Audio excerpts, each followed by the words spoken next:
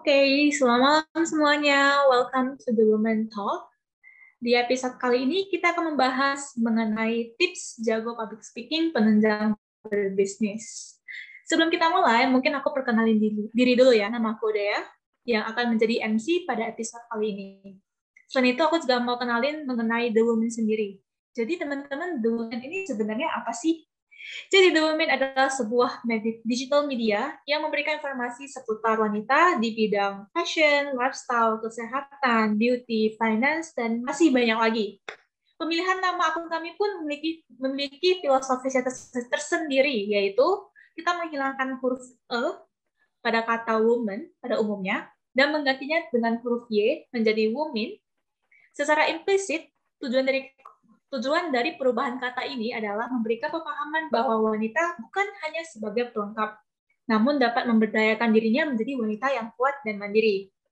Sesuai dengan targetnya The Women sendiri, di episode kali ini kita kedatangan seorang wanita dari dunia bisnis dan public speaking. Selamat malam, Kak Gladys. Malam, Dea. Oke, bagaimana kabarnya, Kak? Dahsyat, ajaib, wow. Mantap, Kak. Oke, teman-teman. Sebelum kita lanjut berbincang dengan Kak Gladys sendiri, teman-teman harus tahu dulu dong ya, siapa Kak Gladys ini. Jadi Kak Gladys adalah seorang CEO dan trainer dari Public Speaking Academy Bandung, dan serta seorang trainer dari David Setiadi Management. Beliau juga trainer Service of Excellence dan Personal Finance Enthusiast. Oke, sebelum kita mengenal beliau lebih dalam nih, bisa nggak Kakak Gladys ini ceritakan gimana perjalanan Kakak nih terjun ke dunia public speaking? Oke, pertanyaannya pertama, yang pertanyaannya pendek, tapi jawabannya bisa berpanjang nih. Tapi aku cuma berusaha jawab secara padat dan singkat aja untuk malam hari ini. Jadi kalau ditanya seperti itu, saya akan bilang itu adalah rencananya Tuhan sih. Karena sebenarnya kalau teman-teman tahu, mungkin Dea juga tahu, bahwa saya nggak pernah punya plan, nggak pernah mimpi, bahkan pernah punya mengidolakan seorang trainer itu tidak pernah. Jadi kalau teman-teman tahu gitu ya, dulu saya kuliah, Dea, coba tanya Dea kira-kira kalau ngeliat saya gini ya, saya kira-kira lulusan jurusan apa nih kuliahnya? Kalau ditebak, mungkinkah dari business? Is it? No. Oke. Coba opsi lain, tiga kali tebak lah. Bisnis bukan? Communication? Maunya bukan. Oke. Satu lagi. Ekonomi, mungkin di bidang-bidang ekonomi. Oke, bukan. Satu gedung tapi bukan ekonomi. Jadi sebenarnya saya jurusannya saya kuliah di dua kampus ya, di Unpar sama juga di Stiting Likmi. Dua-duanya ngambil soal teknik informatika. Yang satu teknik informatika, yang satu sebenarnya lebih ke manajemen informatika sih, dengan sub jurusannya komputerisasi akuntansi. Tapi semuanya berhubungan dengan teknik gitu. Jadi yang saya kuliah itu adalah teknik karena angkatan 2007. Waktu itu internet teknologi sedang baru booming lah bisa dibilang ya. Jadi kalau kita memprediksi gitu ya masa depan yang cerah apa sih, ya pasti di bidang teknologi gitu kan. Tapi ternyata selama saya kuliah saya menyadari bahwa passion saya itu bukan di dunia teknik, apalagi kerja di belakang layar gitu kan. Nah jadi pertama itu, jadi kan nggak punya planning sama sekali, dan kebetulan emang orang tua punya usaha, emang diminta tolong bantu, ya udah mikirnya ya paling kalau nggak jadi kerja bantuin usaha orang tua gitu. Tapi 2010 ya itu kenapa saya bilang rencana Tuhan, karena Tuhan emang redirect semua planning saya. Tapi kalau dia tahu, jadi ketika saya belajar public speaking 2010, ketika saya masuk di 2016, ya, jadi 2010 saya masuk sebenarnya belajar public speaking itu dari komunitas gereja saya, lalu 2013 bertemu dengan Public Speaking Academy Bandung, angkatan pertama, setelah lulus saya langsung ditawarin untuk bantu, lalu 2016 akhirnya mulai terjun sebagai professional trainer. Saya waktu itu pas habis merit pindahan rumah, bongkar-bongkar barang kan dari rumah orang tua pindah ke rumah suami gitu kan. Saya nemu diary saya waktu masih SD. Dan saya terkejut. Karena ketika saya baca diary saya waktu itu, saya tulis cita-cita saya adalah menjadi seorang guru. Ya nggak beda, jauh beda sih, bukan saya tulis trainer gitu ya. Mungkin zaman dulu anak kecil mana tahu apaan itu kerjaan trainer gitu ya. Tapi I do believe dreams come true gitu kan. Jadi ketika teman-teman punya mimpi, tulislah mimpi itu, menurut penelitian hampir 52% pasti terwujud apa yang teman-teman tulis. Jadi saya percaya itu happen in my life gitu kan, terjadi dalam hidup saya. Saya tulis saya pengen jadi guru. Waktu itu 2016 itu kami dari Public Speaking Academy itu ada kerjasama dengan salah satu sekolah. Jadi beneran nih jadi guru tamu di sekolah. Tapi bukan ngajar matematika, fisika, tapi ngajar public speaking. Jadi mungkin mimpi kita bisa benar-benar terwujud, tapi mungkin tidak persis seperti apa yang kita mau, karena ilmu juga berkembang kan. Jadi kurang lebih seperti itulah kalau dibilangin gimana sih ceritanya bisa masuk dalam dunia public speaking. Oke, cerita yang cukup menarik ya Kak. Mungkin beyond expectation nih yang nggak terpikirkan sama sekali gitu ya Kak ya.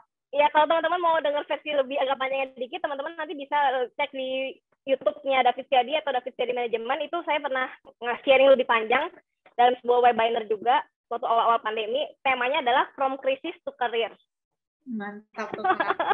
Nanti mungkin kalau boleh saya share linknya, nanti mungkin sama timnya dari The Women bisa di-share di description box-nya di YouTube kali ya, kalau mau linknya. Supaya teman-teman bisa langsung klik aja.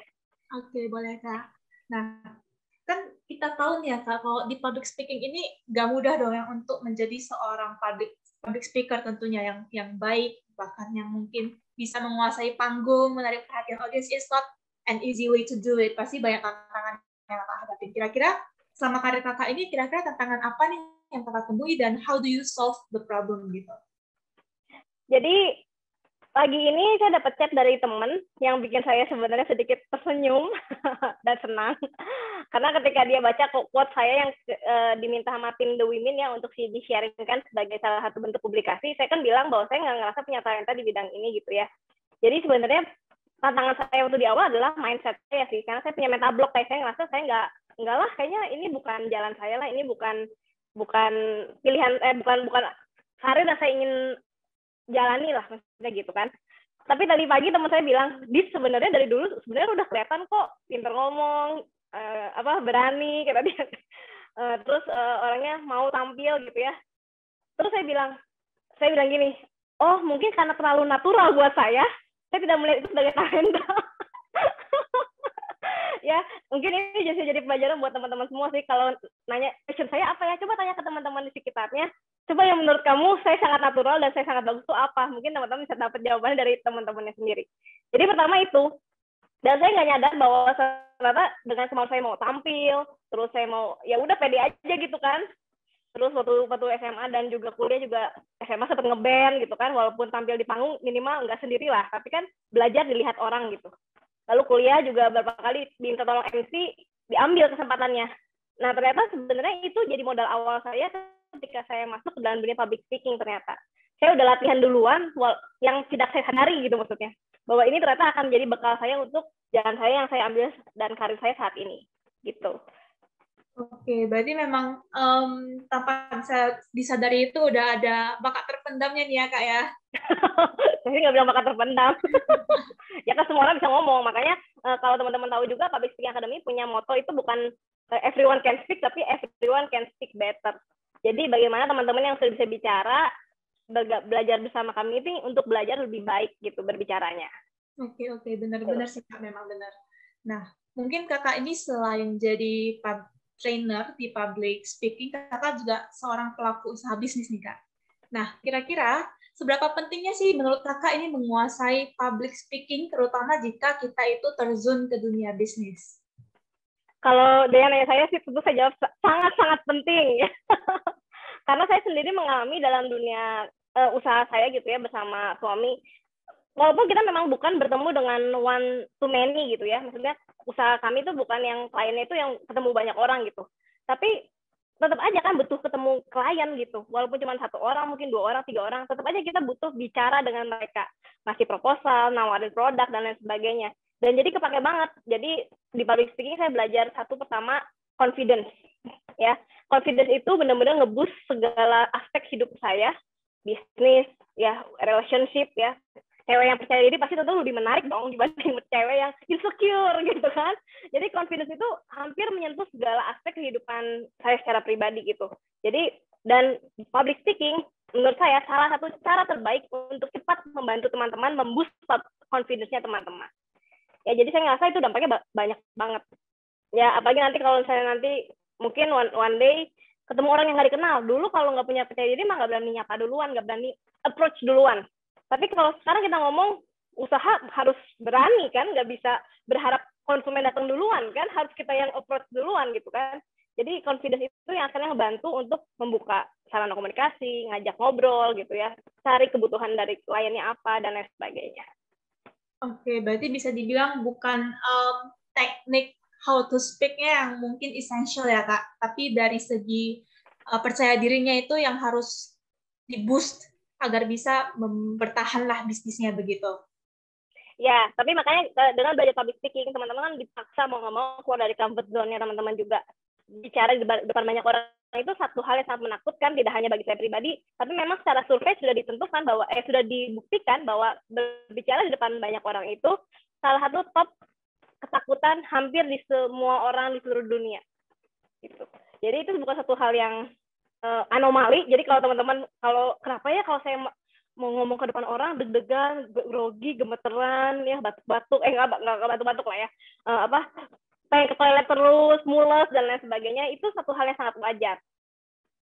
Nah, kan sebenarnya segala hal itu mirip kayak gitu kan. Ketemu yang baru juga menakutkan. Ketemu calon pasangan juga menakutkan. Simptomnya mirip lah.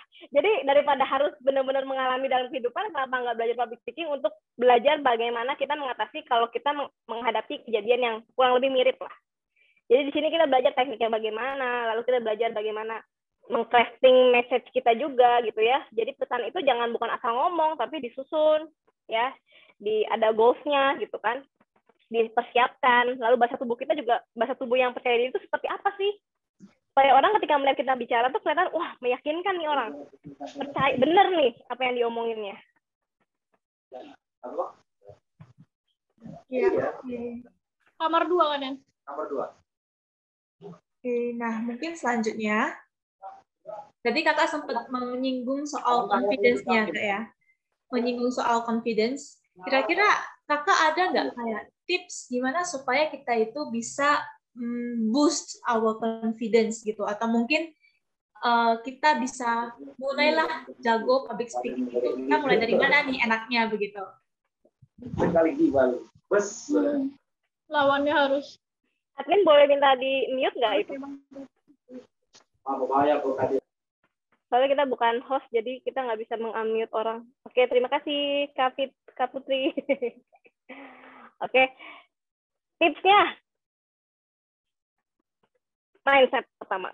Mindset apa maksudnya? Berani. Teman-teman, kalau teman-teman dengar kata berani, coba kalau tanya Dea ya. Dea, menurut Dea, berani itu apa, Dea?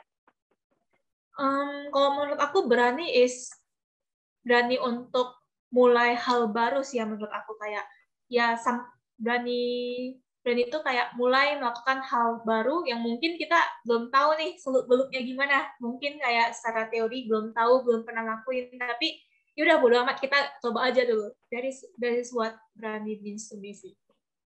Oke. Saya nanya lagi ya ke Dea. Dea masih kuliah ya? Iya. Kita tadi udah ngobrol-ngobrol bentar ya. Saya selalu ingat contoh dari bos saya yang kebetulan ada hadir di sini ya, Coach David Setiadi gitu ya. Dia pernah nanya ke satu peserta dan ini nempel banget ilustrasinya buat saya tentang ngomongin mindset gitu ya. Dea, mau menikah? Iya. Oh, kok ragu-ragu gitu ya? Apakah masih galau gitu? Enggak, maksudnya ada keinginan kan untuk menikah gitu. Iya. Oke. Nah, bayangkan gitu ya. Kamu bayangin aja. Jadi teman-teman juga mungkin yang belum menikah di sini bisa membayangkan kalau misalnya kamu pengen menikah gitu kan. Tapi setiap hari dengerin berita di orang tua berantem lah, teman yang ini merit kerjanya malah jadi dipukulin suami lah, KDRT gitu misalnya ya, bacain gosip di line feed, isinya kisah perceraian artis-artis gitu ya. Jadi kayak yang kamu lihat, kamu baca, kamu dengar semuanya negatif. Kira-kira kamu makin yakin nggak mau menikah atau yang nantilah tunggu dulu deh. Iya, jadinya lebih ke ini sih, lebih ke pikir 2 kali ya Kak ya. Padahal itu belum kamu jalanin kan. Bisa jadi apa yang nanti ketika ada yang merit ternyata semuanya bahagia, baik dan lain sebagainya. Nah sama kayak public speaking, kalau kita selalu berpikir, wah kayaknya saya mah nggak bisa, aduh saya mah pasti salah, aduh saya mah pasti malu-maluin, aduh kalau di depan apa saya nge-freeze gitu ya, aduh pasti ngomongnya salah, pasti kalau di ngomong dibilang orang aneh di depan, yang akan mulai gitu kan. Jadi balik lagi di mindset-nya kita. Jadi berani itu teman-teman bukan artinya tidak ada ketakutan. Tapi berani, kalau bahasa Inggrisnya lebih bagus ya, artinya bahasa Inggrisnya itu courage. Ya. Jadi courage itu bukan the absence of fear, bukan artinya tidak ada ketakutan, tapi walaupun kita takut, kita tetap melakukan hal yang benar. Jadi walaupun kita ada ketakutan, ada kekhawatiran, kita tetap lakukan suatu hal, one step gitu yang kata dia bilangnya, yang penting langkah kecil kita mulai dulu untuk ya mengatasi ketakutan tersebut. Ya, jadi sebenarnya itu sih kunci confidence itu. Oke. Nah, berarti memang start from ourselves kali ya, Kak, untuk berani dulu ya. Oke, mungkin next question. Tadi Kakak sempat membahas about gesture, bahasa tubuh. Nah, kira-kira bahasa tubuh yang seperti apa nih yang mungkin yang harus dimiliki oleh seorang public speaker gitu, supaya bisa dilihat oleh orang-orang lebih meyakinkan, lebih menarik gitu. Pertama, karena ini kita bentuknya online, jadi ya nggak gitu bisa. Mungkin saya bisa nunjukin sedikit ya, saya mundur dikit. Pertama adalah yang kita selalu bilang adalah dengan bahasa tubuh terbuka. Jadi tangan itu jangan mengepal gitu ya, jangan disumputin di belakang, jangan masuk kantong ya, tapi kita buka gitu. Jadi bahasa tubuh terbuka adalah bahasa tubuh percaya diri. Kedua, teman-teman juga bisa perhatikan kalau berdiri gitu ya, posisinya badannya tegak. Tegak itu seperti apa sih? Tipsnya gini, teman-teman bisa cari di rumah dinding yang rata gitu ya, jangan dinding yang berlelep gitu ya, yang tidak rata. Berdiri dengan pundak nempel di dinding, itu berdiri tegak. Jadi tegak itu beda dengan membusungkan dada. Ya, posisi seperti itu. Kaki sebisa mungkin napak dua-duanya di atas lantai. Jadi nggak boleh miring gitu ya, apalagi goyang-goyang. Itu bahasa tubuh yang tidak percaya diri. Intinya begitu. Tapi kunci bahasa tubuh sebenarnya cuma satu kata, yaitu variasi. Jadi kita supaya presentasi kita menarik atau public kita menarik itu harus ada variasi. Jadi suara kita juga jangan monoton, jangan ngomongnya datar aja gitu kan. Terus matanya nggak kemana-mana, nggak ngeliatin penontonnya. Kan kayak Dea gitu ya, ngobrol sama temennya. Kalau lagi nggak pandemi, kalau ketemu maksudnya. Terus semuanya sibuk ngeliatin handphone aja. Dia ngomong, enak nggak? Enak sih, Kak. Nggak dianggap gitu kan. Jadi sebagai public speaker pun, sebenarnya kita nggak usah mikirin banyak orangnya, tapi bagaimana kita belajar ngomong ke satu orang dulu aja dengan baik gitu ya. Kan nanti tinggal diperluas gitu ke banyak orang. Ya, jadi eye contact yang baik. Jadi kalau misalnya contoh nih, kalau online nih, tipsnya nih teman-teman. Kalau lagi presentasi online, mata itu jangan lihat layar, tapi lihat kamera. Seperti yang saya lakukan sekarang. Dea melihat kan, seperti saya ngomong sama Dea kan. Tapi kalau mata saya turun, misalnya langsung lihat layar, kelihatan kan? Udah nggak ngeliatin Dea lagi kan? Hal kecil tapi dampaknya besar. Mungkin sedikit tips buat Dea dan teman-teman dari The Women Planner malam hari ini. Oke, terima kasih Kak untuk a little bit tips and triknya ya Kak ya. Oke, nah tadi kita sempat membahas mengenai body gesture, intonation, dan mungkin hal-hal lainnya yang diperlukan untuk seorang public speaker. Nah, jadi kalau bisa dibuat top 3-nya nih Kak, kira-kira yang harus dimiliki top 3 untuk mungkin untuk seorang beginner yang mau masuk ke public speaking field itunya apa aja untuk top 3-nya? Baik lagi diulang lagi, yang pertama tetap mindset. Jadi kita harus punya mindset bahwa berani mencoba, jangan takut dulu gitu ya, do something gitu kan. Kalau ada kesempatan diambil dulu gitu kan. Karena kita memang harus belajar. Namanya belajar mah pasti bikin kesalahan dulu. Dulu deh sekolah matematika nggak mungkin langsung bener kan gitu maksudnya. Pasti ada salah-salahnya dulu dan it's okay. Namanya juga kita lagi belajar. Apalagi kan tadi dia bilang untuk pemula gitu kan. Kedua, teman-teman belajar bagaimana memiliki bahasa tubuh teman-teman, jangan kaku, jangan diem doang gitu ya, bergerak ya, jalan kayak kalau misalnya ada panggungnya gitu kan ya, tangan jangan diem aja tapi bergerak gitu ya, kiri kanan gitu kan. Terus belajar eye contact gitu kan. Dan yang terakhir tentunya teman-teman belajar menyusun presentasinya teman-teman. Ini saya mau kasih sedikit tips nih buat teman-teman kalau menyusun presentasi ini bisa dipakai untuk non-profit, bisa juga dipakai untuk profit, untuk teaching gitu misalnya kalau bahasa bisnisnya kan ya, nawarin proposal gitu. Nah, yang strukturnya kalau saya bilang ada 3 hal penting yang teman-teman harus perhatikan. Yang pertama itu attract. bagaimana ketika dibuka prestasi teman-teman bisa menarik perhatian dari para pendengarnya. Ya, misalnya teman-teman buka jangan selalu dengan salam, semua juga buka dengan salam gitu ya di mana-mana. Coba buka dengan hal yang lain, misalnya apa ya? Misalnya teman-teman buka dengan main games misalnya di awal-awal. Kan lebih menarik kan? Kayak dia misalnya datang-datang langsung, halo teman-teman, ayo kita main game sebentar yuk. Baru nanti selamat malam, saya Dea. Hari ini selamat datang di The Women Planner Talk misalnya kan. Atau misalnya buka dengan kutipan. Wah, pakai kata-kata bijak dulu di awal, baru salam. Ya, dan bisa banyak cara lainnya. Ya, itu yang pertama. Jadi bagaimana kita bisa menarik perhatian dari audiens kita. Yang kedua, itu baru kita masuk ke inspired. Bagaimana kita bisa menginspirasi para audiens kita. Contohnya dengan apa? Misalnya, teman-teman bisa menceritakan sedikit kredibilitasnya teman-teman. Mungkin punya sertifikat, mungkin punya gelar, mungkin punya pengalaman, mungkin punya sedikit sharing, latar belakang lah kurang lebih ya. Atau kalau untuk pengusaha, mungkin teman-teman bisa masukkan di bagian inspired ini adalah testimoni. Ya, misalnya teman-teman punya klien sebelumnya, testimoninya baik, ya itu disampaikan di momen di bagian inspired itu. Baru kita masuk ke inform atau memberikan informasi. Jadi jangan ketika presentasi itu awal-awal langsung nyerocos saja, saya produk saya seperti ini, gini, bla bla bla bla, jualan gitu ya, langsung orang belum siap menerima gitu informasi. Ya, jadi bukalah dulu dengan satu hal yang ringan untuk menarik perhatian mereka, attract.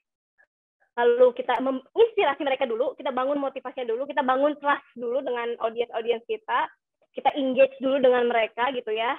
Baru kita memberikan informasi atau kita bisa jualan atau kita memberikan solusi dan lain sebagainya. Itu mungkin sedikit tips buat teman-teman dari The Women Trainer malam hari ini. Oke, terima kasih ya Kak untuk tips and tricks-nya again. Nanti dia bisa dipraktekkan ya Dea. Iya, boleh banget ya, boleh banget. Oke, mungkin untuk next question ya. Untuk sesi yang ini lebih membahas mengenai problem-problem yang sering dihadapi ini untuk mungkin untuk beginner yang masuk ke public speaking. Mungkin ada yang introvert nih Kak. Kalau kan sering tuh kata kalau misalnya public speaking ini field yang kurang cocok untuk mereka introvert yang malu, gak mau ngomong gitu. Dan ini lebih cocok untuk orang-orang yang extrovert, yang mungkin adventurous gitu ya. Ada gak kira-kira strategi yang menurut Kakak efektif untuk mengurangi rasa grogi ataupun mematahkan stereotip bahwa introvert ini bisa juga loh jago speaking, gak cuma extrovert doang yang bisa gitu. Oke, good question Dea. Balik lagi pertama ya. Itu mitos teman-teman, itu semua mitos ya. Kalau cuma extrovert yang bisa jadi pembicara itu mitos. Karena kalau dia tahu juga banyak pembicara yang kita kenal tuh semuanya rata-rata introvert. Tapi karena mereka belajar dan berlatih, makanya mereka terlihat seperti extrovert. Satu mitos, satu pandangan yang kadang-kadang salah tentang extrovert dan introvert itu adalah mereka digambarkan dengan cara mereka orangnya yang ceria, kalau yang introvert mungkin yang lebih serius, pendiam gitu ya. Padahal sebenarnya esensi extrovert dan introvert sendiri itu adalah bagaimana mereka merecharge diri mereka. Jadi bukan masalah perkara dia heboh, pendiam, serius, enggak juga. Karena saya sebagai seorang yang extrovert pun sangat menikmati waktu sendiri. Kalau di rumah belajar, dengerin webinar, dengerin podcast, itu happy gitu. Jadi bedanya itu kalau extrovert dan introvert adalah extrovert lebih cepat mengisi energi mereka ketika dia bersama beberapa orang.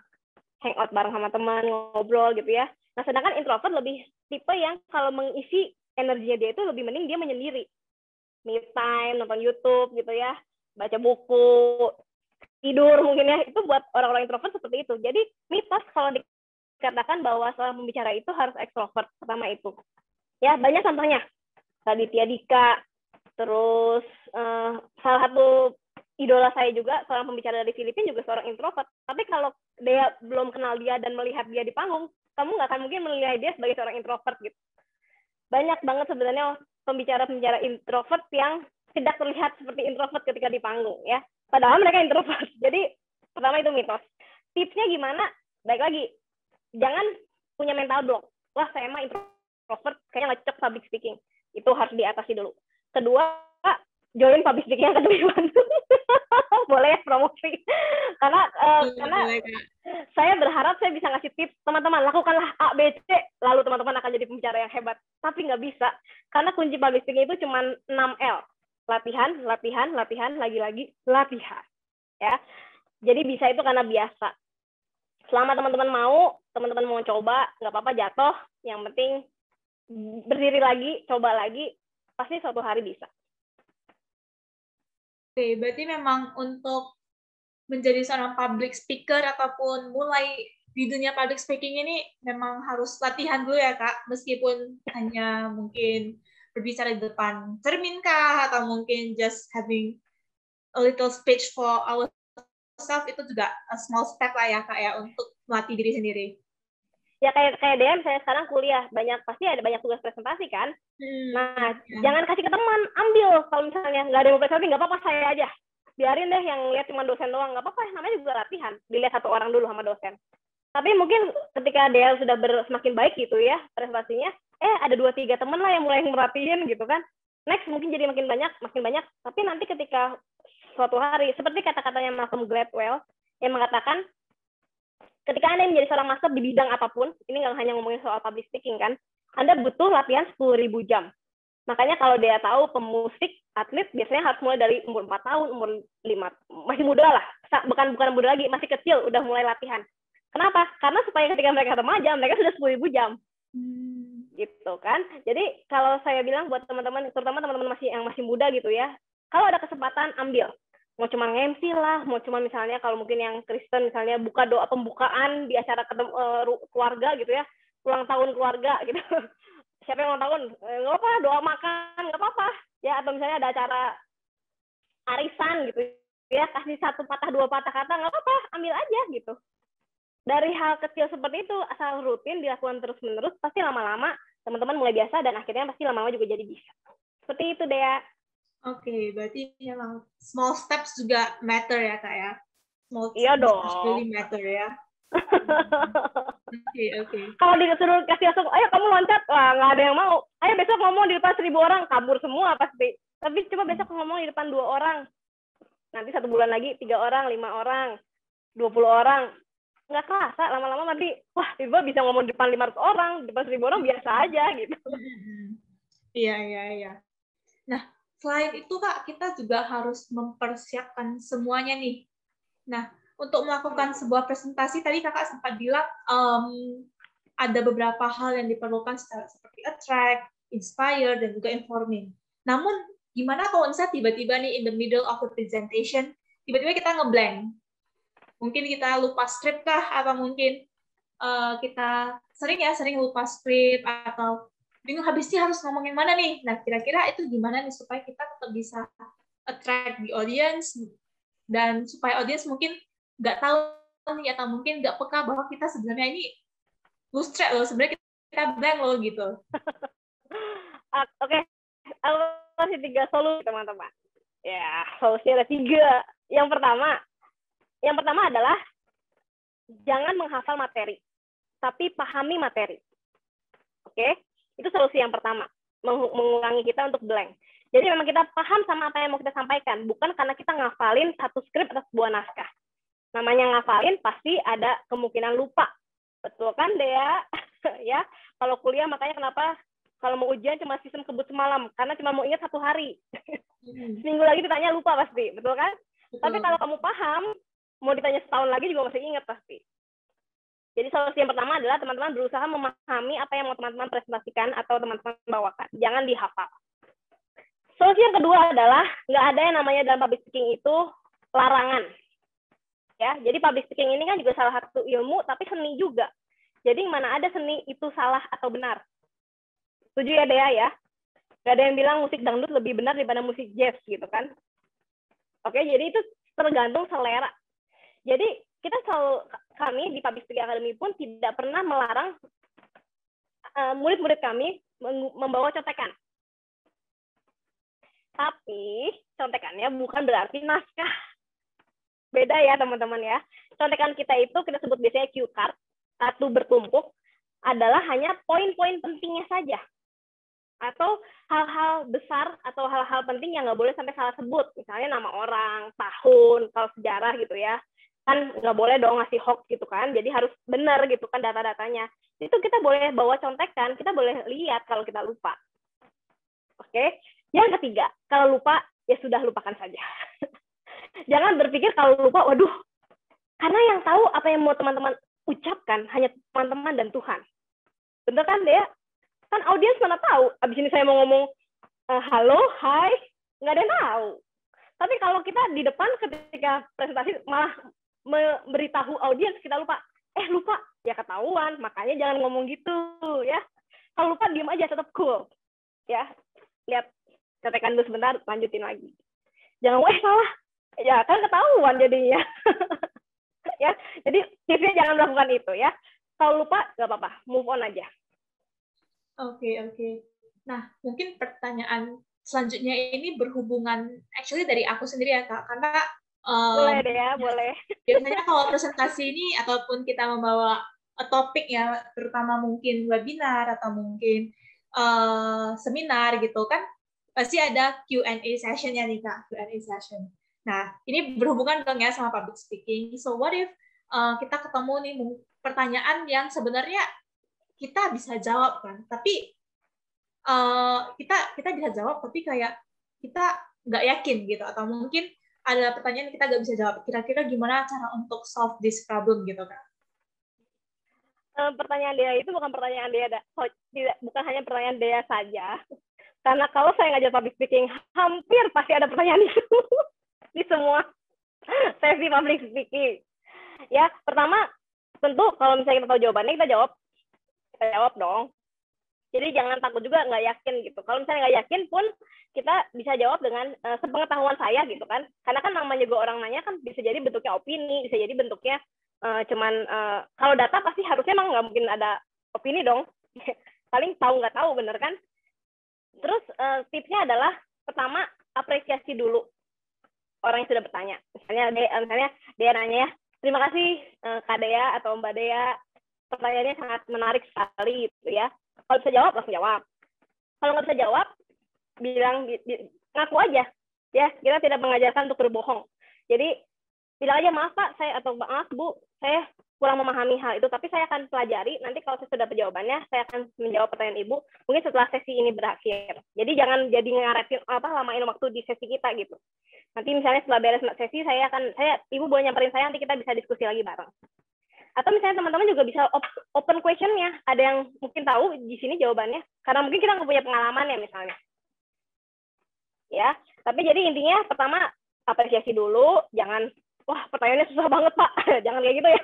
Apresiasinya dengan kata-kata yang positif. Terima kasih Pak, pertanyaannya sangat menarik.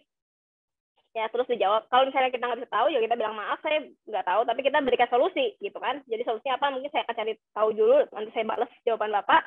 Atau kita juga bisa oper ke audiens. Siapa tahu di situ ada yang tahu soal itu. Ya, tapi baik lagi ke mindset nih. Karena saya yakin semua orang bertanya hal itu karena takut gitu ya. Padahal ya selama saya 5 tahun 2016 sampai 2021 lah, kurang 5 tahun terakhir ini, kayaknya dari semua prestasi saya cuma satu loh yang nanya pertanyaan yang menurut saya cukup sulit. Itu hanya ketakutan kita. Audiens itu rata-rata baik-baik kok. Walaupun bukan berarti bilang nggak ada yang bukan jahat ya, maksudnya mungkin dia emang orangnya suka ingin menantang gitu ya. Tapi pengetahuan saya, jangan takut dulu, jangan kesana, aduh semua orang nih sinis semuanya gitu ya. Jangan gitu, pernah. Dan satu itu pun ketika saya jawab, waktu itu diundang sama kementerian. Ini kalau mau cerita sedikit ya, biar tahu bagaimana saya bingungnya ketika ditanya hal seperti itu. Nanyanya pun tidak topik yang saya bawakan gitu maksudnya. Benar-benar out of the topic pertanyaannya.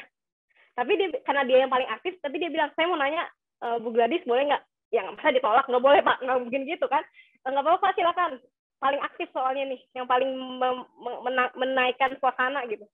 Dan terus dia nanya, kalau menurut Bu Gladys ya, kinerja pemerintahan sama swasta gimana? Kan nggak mungkin dong saya menjelekan yang mengundang saya gitu, maksudnya nggak mungkin kan.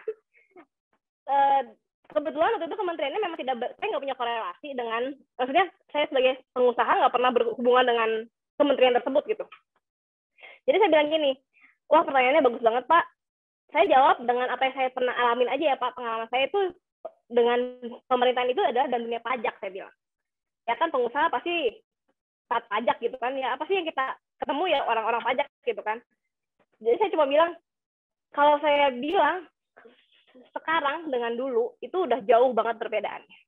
Saya melihat usaha dari pajak itu untuk semakin baik pelayanannya gitu ya, direnov tempatnya bikin lebih nyaman, lalu ada customer service-nya, dan saya melihat itu suatu progres yang sangat luar biasa sih. Jadi saya tetap mengapresiasi aja itu. Ya begitulah, pertanyaannya buat saya sampai saat ini itu yang paling sulit sih pertanyaannya.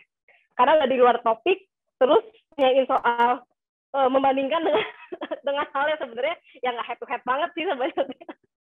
Tapi ya sudahlah, saya kira jawab dengan apa yang saya alami saja gitu. Oke. Itu deh ya. Oke, terima kasih Kak untuk jawabannya. Nah, untuk next question ini lebih ke dunia bisnis nih Kak.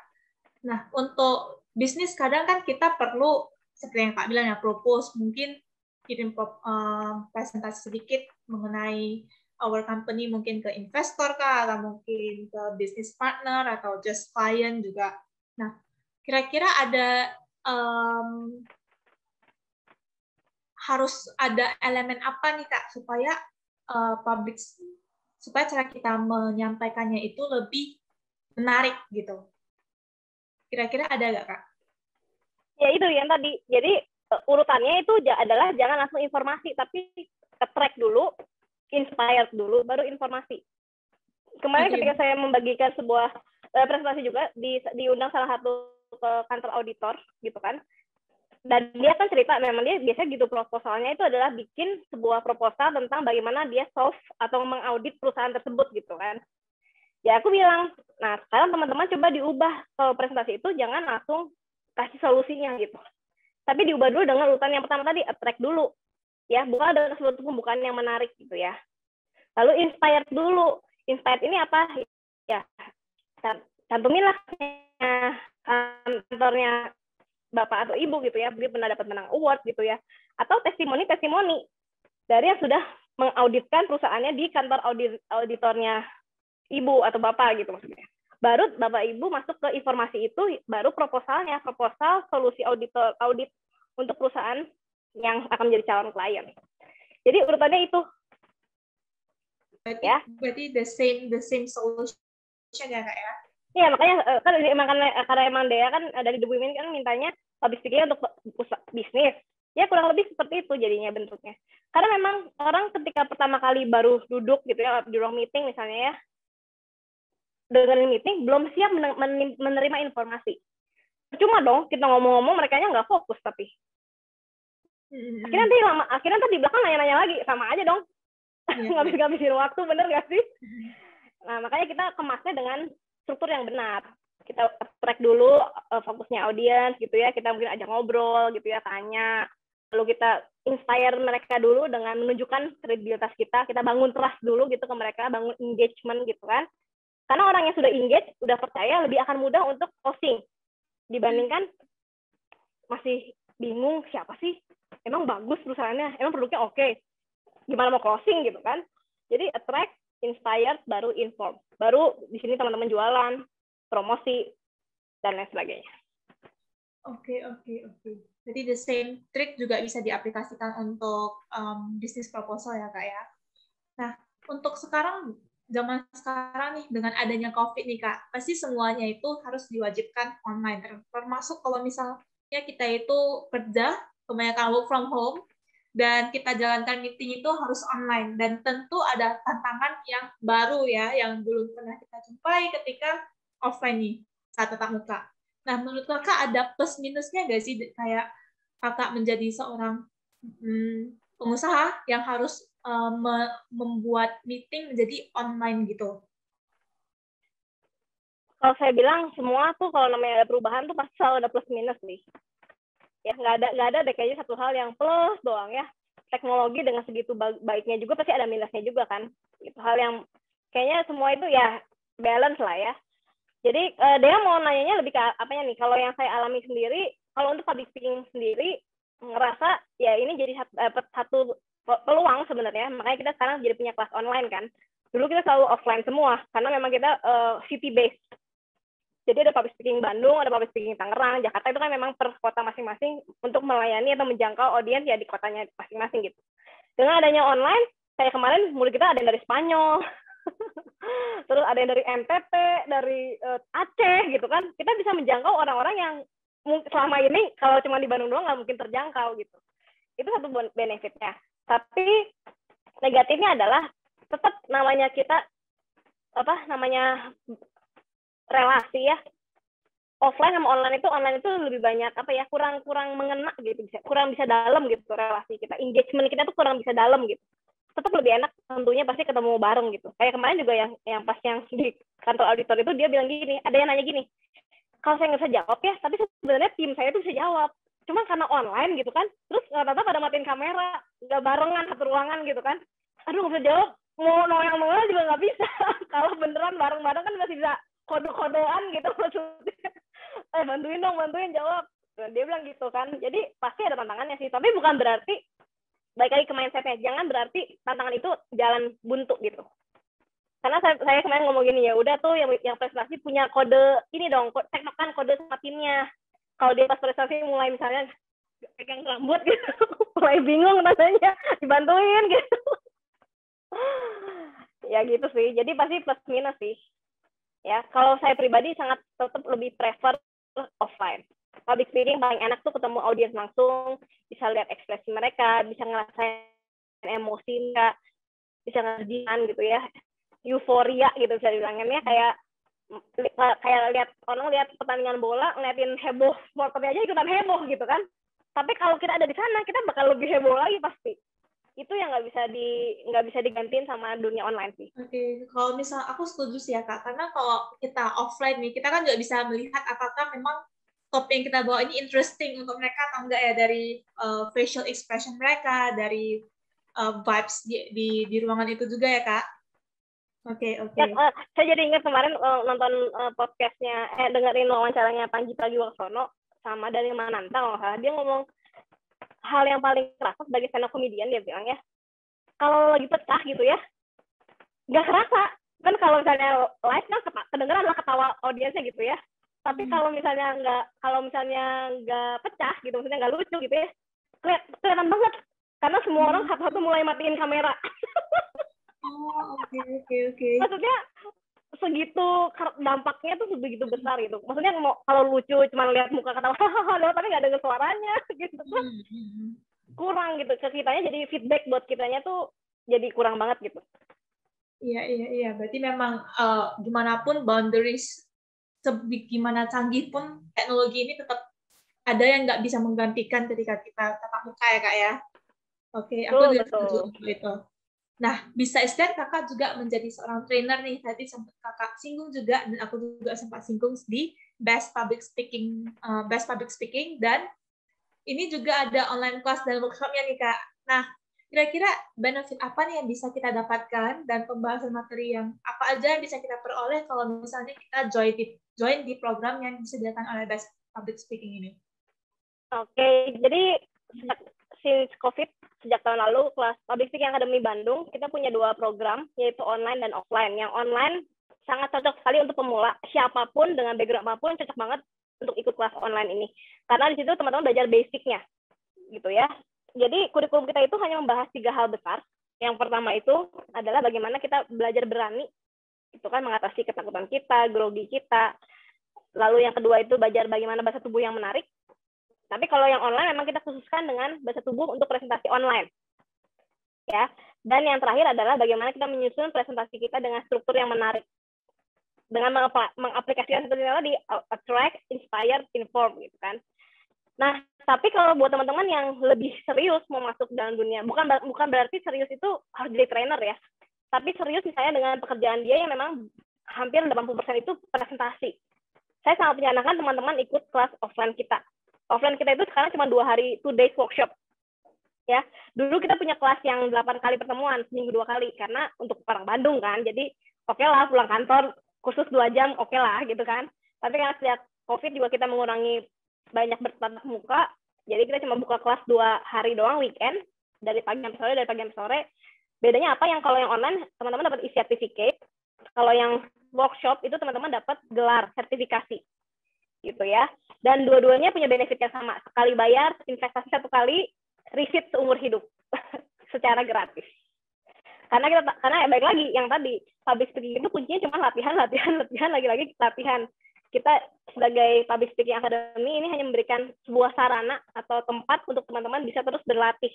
Makanya kita selalu welcome untuk teman-teman boleh ulang lagi kelasnya, boleh ikutan lagi sambil refresh memori materinya, sambil praktek lagi. Sambil ketemu teman-teman baru juga tentunya. Oke, berarti bonus in networking juga nih ya, Kak ya? Oh, tentu. Itu yang paling penting kan dalam bisnis. Betul. Oke, nah untuk closing nih pertanyaan terakhir nih Kak. Pengalaman Kakak dan seluruh informasi dan insights yang udah Kakak beri itu very impactful, a lot of new things yang dibahas mengenai public speaking. Kira-kira Kakak ada pesan nggak untuk para perempuan yang mau mulai mengembangkan passion mereka di public speaking ini?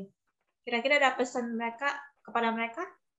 Pesannya teman-teman, saya punya satu tagline, saya bilang yang saya tulis di profil WhatsApp saya itu adalah life is short, so follow your dreams and where's your passion. Nah, jadi hidup kita kan cuma sebentar di dunia ini ya, makanya teman-teman harus berani mau mewujudkan mimpi teman-teman, dan juga jangan lupa pakailah passion yang teman-teman punya. Dan saya sangat percaya public speaking ini adalah salah satu sarana yang teman-teman butuhkan dan akan impact hampir di seluruh aspek kehidupan teman-teman. Kalau teman-teman tahu juga, di abad ke-21 ini, communication itu masuk ke top 5 skill yang diperlukan untuk bersaing di abad 21. Terutama perempuan nih. Saya sangat mengajak teman-teman perempuan gitu ya, untuk berani speak up. Ya, kita harus berani bicara, kita harus berani mengungkapkan ide, kita harus aktualisasi diri, kita harus hadir gitu ya, dengan seluruh keberadaan kita. Dan saya sangat percaya, dengan teman-teman belajar public speaking, itu akan memudahkan semua hal itu. Entah teman-teman mau membagikan ide, mau menginspirasi seseorang, mau menginfluence seseorang, bahkan misalnya menginfluence mungkin nanti ketika menjadi seorang orang tua, parenting ke anak sendiri. Ya, perlu banget ilmu public speaking. Jadi, jangan tunggu lagi, langsung follow ini, ada di atas ini. Subscribe, follow, like ya, atau boleh kepoin IG kita. Tahun lalu kita sempat bikin beberapa IGTV, tips public speaking gratis juga, jadi boleh teman-teman nontonin juga di situ, karena kalau ngomongin public speaking itu nggak ada habisnya. Sampai saat ini pun saya masih belajar deh ya. Public speaking itu berkembang terus ilmunya, jadi nggak ada habisnya. Mau ngomong sampai besok juga masih bisa nih ngomongin public speaking, banyak banget yang bisa dibahas soalnya. Ya, jadi teman-teman boleh lihat di atas ini, di follow, di like. Bukan penting lo follow atau like-nya sih, yang penting diambil manfaatnya lah dari apa yang kita punya di channel-channel kita gitu. Oke. Nah, sebelum aku closing nih, aku juga mau kenalin dan share ke teman-teman kalau Public Speaking Academy Bandung sedang open kelas online ya, Kak ya, untuk melatih public speaking dari dasar. Betul. Dea, ini juga kayaknya saya nanti mau ngomong sama tim saya sih, kemungkinan kan sebenarnya kita udah nge-set jadwal di Juli ini sebenarnya agak akhir bulan, tapi dengan kondisi sekarang ya, ada perubahan PPKM darurat, semua orang pasti bakal stay at home. Kayaknya mungkin kita akan majuin jadwal Juli ini supaya mungkin ada di minggu, mungkin nggak minggu depan lah, kayaknya mungkin 2 minggu lagi lah, jadi nggak terlalu akhir. Siapa tahu teman-teman yang mau ikut bisa langsung cepetan belajar gitu kan, biar nanti pas udah mulai nggak PPKM lagi bisa langsung praktek langsung. Mantap. Ya boleh sih, karena cuma perlu 4 kali pertemuan ya Kak untuk mempraktek, dan bisa langsung praktek nih hal teori-teori yang udah diajarin sama trainernya di online kelasnya juga. Nah, yang unik lagi, yang udah Kak Gladys tadi bilang, kalian cukup bayar sekali doang, dan bisa balik lagi, bisa revisit lagi, bisa mengikuti kelasnya lagi sampai samanya Kak ya, bisa dibilang. Dan untuk informasi lebih lanjut, boleh cek Instagramnya di Best Public Speaking yang ada di visual background-nya Kak Gladys juga. Oke. Bukan di bawah, soalnya karena nggak bisa di bawah ya, harus di atas. Oke. Nah, mungkin untuk malam ini sekian dulu dari The Women Talk kali ini. Terima kasih Kak Gladys atas waktunya. Sama-sama Dea. Okay, see you guys and yeah, good night. Sehat-sehat semuanya.